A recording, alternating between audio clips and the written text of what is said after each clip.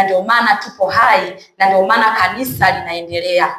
Kanisa pasipo huduma na karama, hilo sio kanisa. Kanisa pasipo huduma na karama, hilo sio kanisa.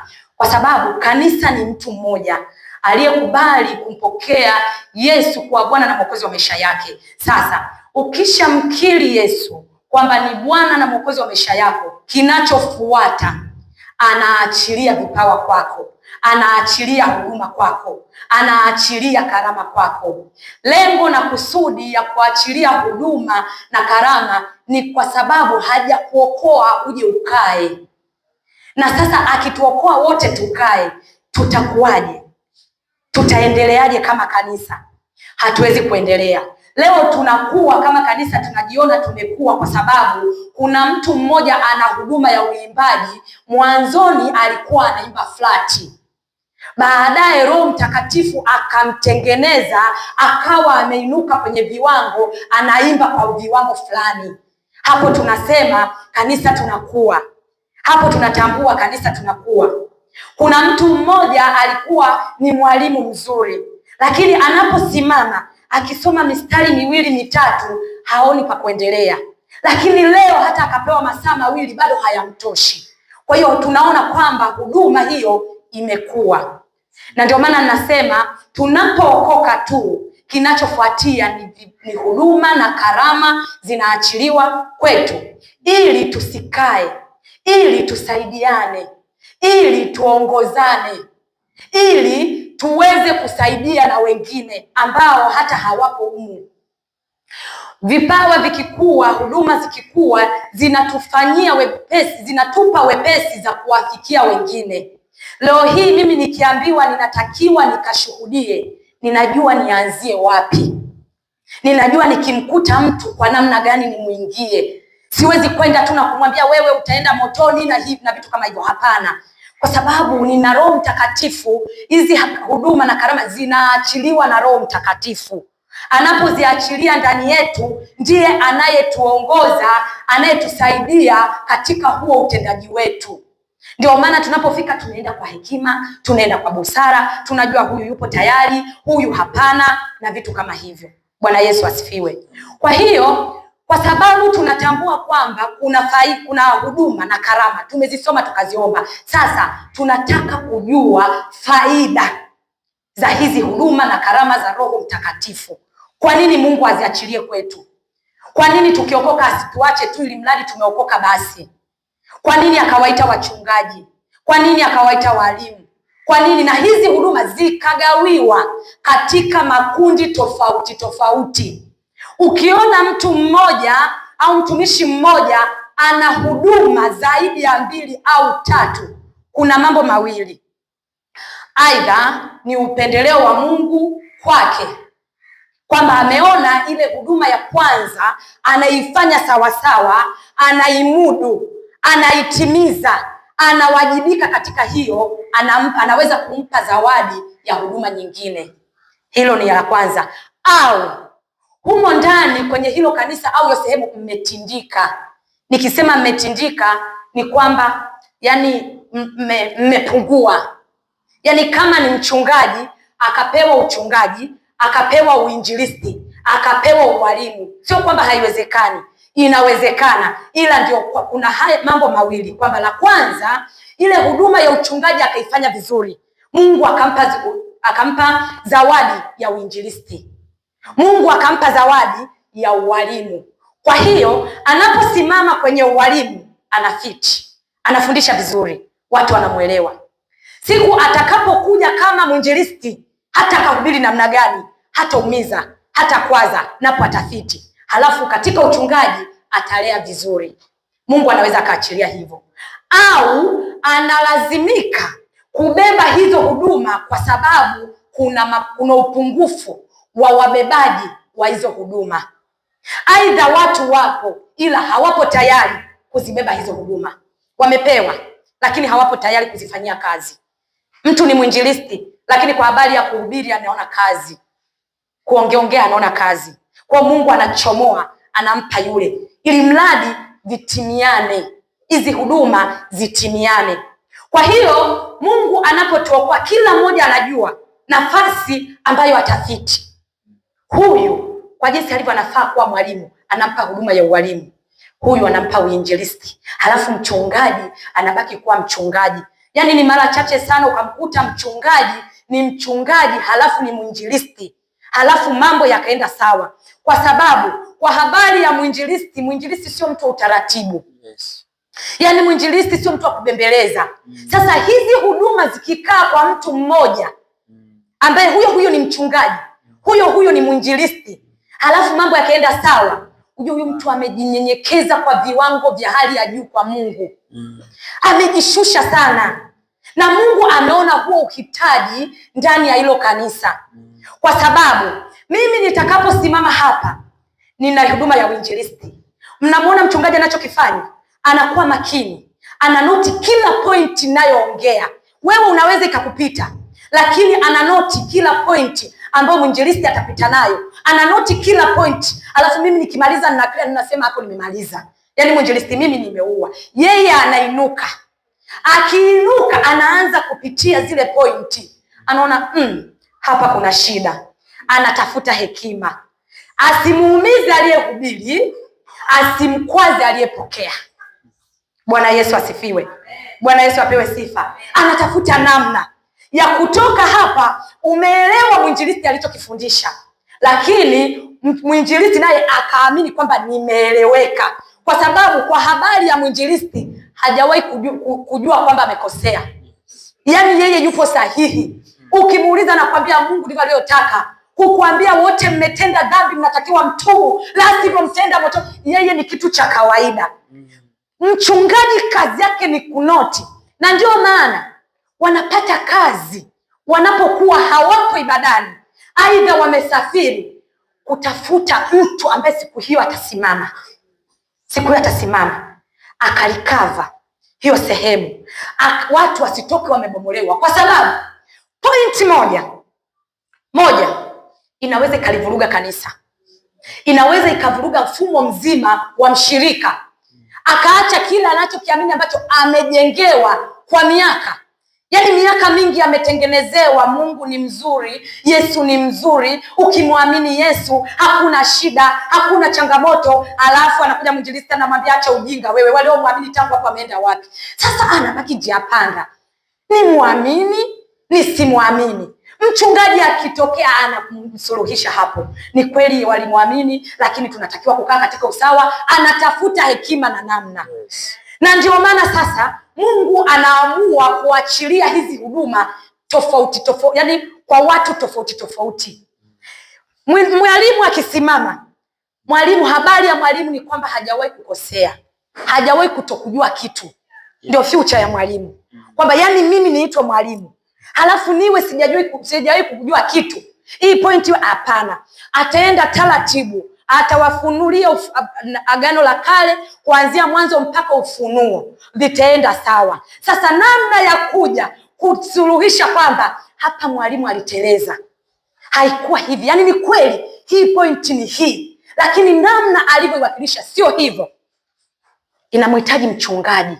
Kwa mchungaji yeye kazi yake ni kubebeleza, asiumie, asikwazike, huyu waeleweke na huyu waelewe. Ndio maana Mungu anaachilia hizi huduma. Ndio maana nikasema sasa huwa tunapewa hizi huduma au zinaachiliwa ndani ya kanisa kwa kila mmoja. Yaani matamanio kwa ufahamu wangu mimi, labda nilipokuwa najifunza, nilipokuwa namuomba Mungu nikafahamu, nikagundua kwamba kwa ufahamu wangu mimi au kwa matakwa ya Mungu alitamani kila mmoja apate huduma yake. Yaani asiwepo wa kusimama kama mchungaji, huyo mwinjilisti, huyo mwalimu. Kuna wakati watu wanahitaji kufundishwa taratibu elewe, wanahitaji kuhubiriwa. Kuna wakati wanahitaji kutingishwa akili zao, waelewe sawa, waelewe haraka. Halafu kuna wakati wanahitaji kurejeshwa, yaani neno liwarejeshe. Mmeenda mbali, umewaza mbali, liwarejeshe. Kwa hiyo matamanio ya Mungu ni kila mmoja aachilie kwa kila mmoja huduma yake ili tuweze kufaana. Bwana Yesu asifiwe. Twende tukasome kitabu cha Efeso 4:11 na 12. Waefeso 4:11 mstari wa 11 na 12.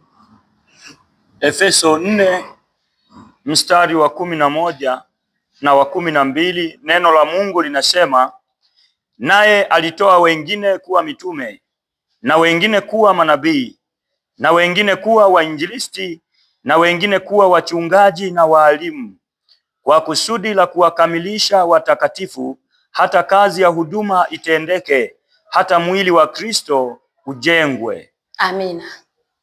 Mwili wa Kristo ujengwe, huduma itendeke. Mwili wa Kristo ujengwe, huduma itendeke. Ndio tunarudi pale pale kwamba ameachilia wengine wawe wainjilisti, wengine waalimu, wengine manabii, wengine mitume. Sasa kuna wakati mtume huyo huyo anataka awe nabii, anataka awe mchungaji, anataka awe mwinjilisti. Ndio maana tunakuta sasa mambo yanaingiliana. Tafulani hatuelewi wala hatueleweki. Hujui sasa niende kwa namna ya uchungaji, au niende kwa namna ya utume, au niende kwa namna ya unabii. Sasa huyu mtu ni mtume. Mungu ameachilia karama ya utume ndani yake, huduma ya utume. Mtume sio mtu akukaa sehemu moja. Mtume ni kwenda na kukata vichaka na kuanzisha. Kukata vichaka na kuanzisha. Leo yupo Mtwara, kesho yupo Lindi, kesho kutwa yupo huko Naliendele, yuko wapi, anahangaika. Sasa huyu akipewa huduma ya uchungaji, lazima ile huduma ya utume ife au isitende kazi, kwa sababu hata kubali tena kuondoka. Yaani mtume kazi yake ni kuanzisha. Anaanzisha, akishamaliza akiona hapa pamekaa level, Mungu anamtoa, anampeleka sehemu nyingine. Kuna mwingine anakuja. Anayekuja huyu ni mchungaji. Mchungaji akiingia pale ataletewa mwinjilisti.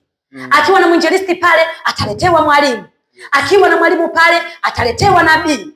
Wakati nabii anakutabiria, anaona unaenda kwa mchungaji, nabii amesema kuna 1 2 3, mchungaji atasema ngoja tumuombe Mungu.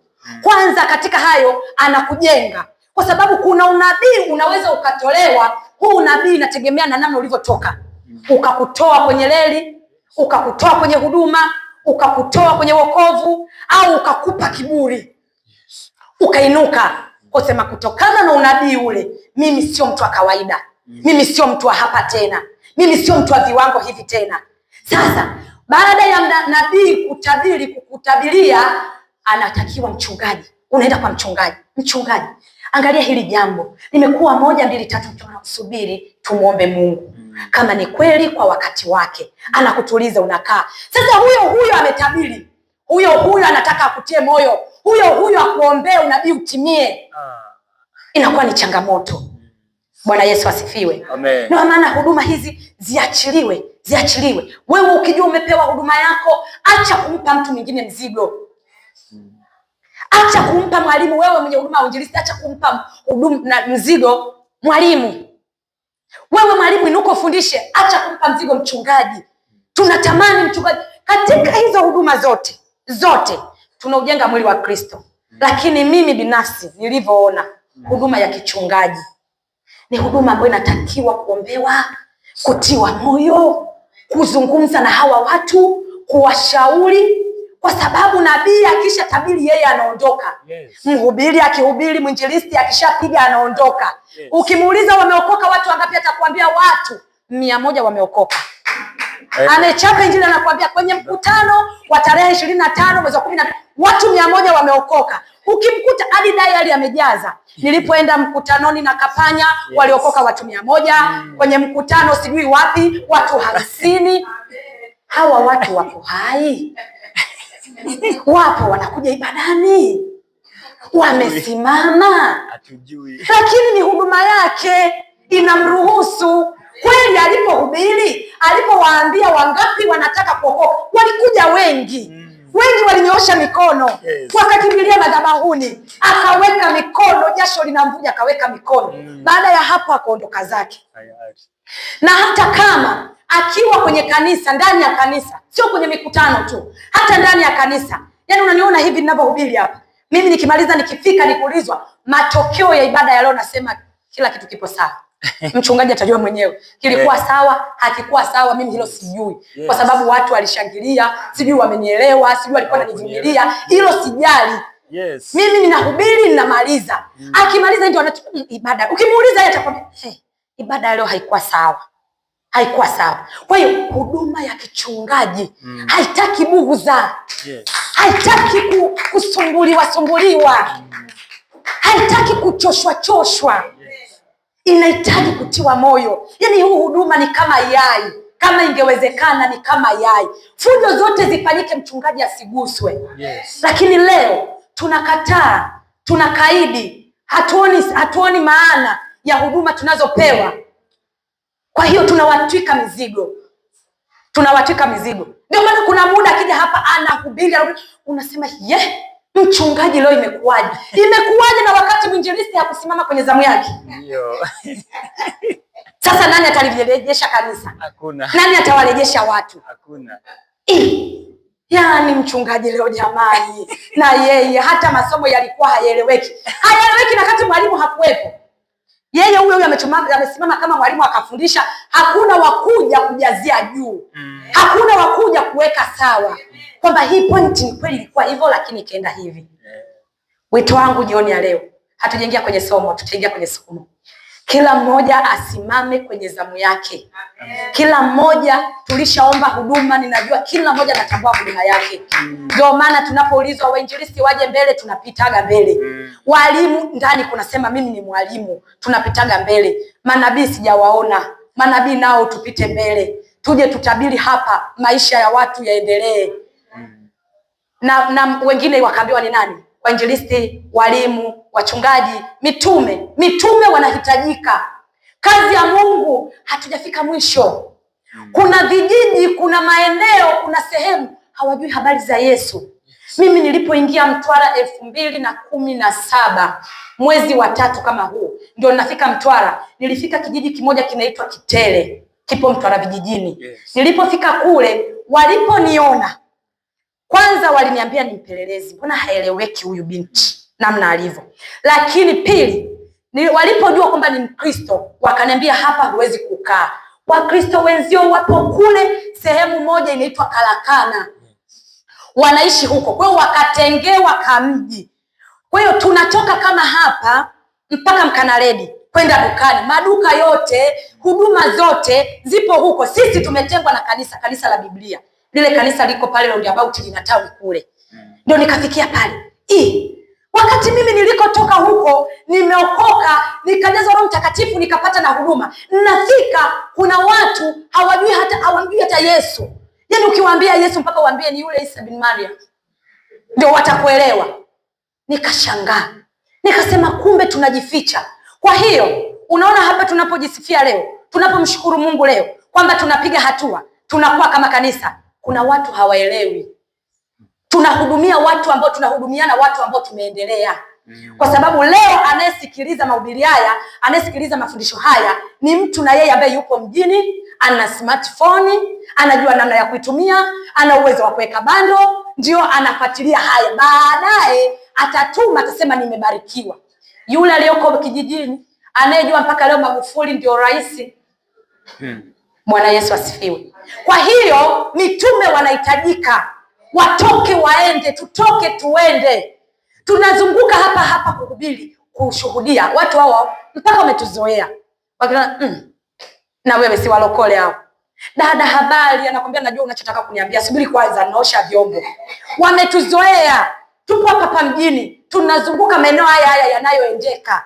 Tutoke, mitume wanahitajika. Mtu aseme baba naomba niwekee mikono, ninajisikia kutoka hapa niende na Ngurukuru. Vijiji sijui wapi, huko Msimbati. Wale wa Msimbati wanatoka kule wanakuja huku. Hawakutakiwa kutoka kule kuja huku. Ilibidi kanisa kule liwepo. Msanga Mkuu. Waende huko, twende huko. Mitume tuko wapi? Hiyo huduma nayo si imeandikwa huko. Sasa iko wapi? Tunakaa hapa tunabanana. Halafu ukiambiwa ufanye kazi utaki. Unataka kukaa. Mchungaji anabebeshwa mizigo yote. Huyo ni mtume. Anatoka leo yuko wapi mchungaji? Yupo ziwani. Ameenda kufanya nini? Kufungua kanisa ili huku nalo limesimama. Yuko wapi? Ameenda Msanga Mkuu. Kufanyaje? Kuna kanisa kule hakuna mchungaji. Hakuna mwinjilisti wala mwalimu. Kwa hiyo leo amejigawa. Ameenda kufanya huduma huko. Ili huku limekaa. Kanisa la huku limekaa. Kwa hiyo tunajikuta tunapiga mark time. Tupo pale pale. hatuendi mbele, haturudi nyuma. Baadaye tunalizika, tunaona kama injili tumemaliza, tunaona kama injili imetosha, kwa sababu tunawafikia watu mpaka wa nchi za nje. Tunaona injili imetosha. Hawa watu ni watu walioendelea, hawa watu ni watu ambao wapo kwenye teknolojia ya juu. Ndio maana muda huu anajua kwamba nikituni sijui nini huko, ninapata Masaba television, nitajua kinachoendelea humo. Ni kweli tumeendelea, ni kweli tumekuwa. Vipi kuhusu wale? Tuna haja, tuna sababu ya kutoka, sio kuhubiri tena humu, sio kuzunguka tena mjini humu. Ni mitume watoke, tuje huko siku moja tukutie nguvu. Leo kuna mkutano, leo tulete sifa, tuimbe hapo, turudi mjini hapa, lakini upo huko unateka misitu. Na imani huduma hizo zipo, haziwezi kuandikwa, na hatuwezi kuokolewa sisi tukajaza viti namna hii, huduma hizo zikawa hazipo. Mungu achelewe kiasi hicho, kwa sababu hajatuleta hapa tupoteze muda, ametuleta tufanye kazi. Lakini unapoisikia ile huduma unaanza kujiuliza, watoto wangu, shule, kazi yangu, ada ya watoto, chakula, nyumba nzuri ya kukaa. Hatimaye unasema nitazekea kwa Masaba. Unakaa hapa hapa, unaendelea kulelewa papo kanisani, ile huduma ya utume inakufa. Bwana Yesu asifiwe. Hizo zilikuwa ni huduma, lakini tusome Wakorinto wa kwanza 12 kuanzia mstari wa 4. Wakorinto wa kwanza 12 kuanzia mstari wa 4. Neno la Mungu linasema, yes, basi pana tofauti za karama, bali Roho ni yeye yule. Tena pana tofauti za huduma, na Bwana ni yeye yule. Kisha pana tofauti za kutenda kazi, bali Mungu ni yeye yule azitendaye kazi zote katika wote. Endelea. Mstari wa 7. Lakini kila mmoja hupewa ufunuo wa Roho kwa kufaidiana. Kama hilo neno kwa kufaidiana, hupewa ufunuo wa Roho kwa kufaidiana. Yes. Mstari wa 8. Maana mtu mmoja kwa Roho apewa neno la hekima. Na kwanza neno la hekima, hiyo ni karama ya kwanza. Mtu mmoja katika Roho, yeye yule yule hupewa neno la hekima. Hekima maana yake ni namna ya kusuluhisha, ya kuwakilisha jambo au kutatua jambo pasipo maumivu. Kuwakilisha, kutatua jambo pasipo maumivu. Yaani hili jambo limetokea, sasa nataka nikaliwakilishe. Kwa namna gani nitaliwakilisha? Huyu mtu nisimuumize, huyu mtu nisimkwaze, huyu mtu nisimwache akaondoka, na mimi nisiumie. Ndio tunapoomba hekima. Mtu mmoja hupewa neno la hekima. Ndio maana tunasema tumtafute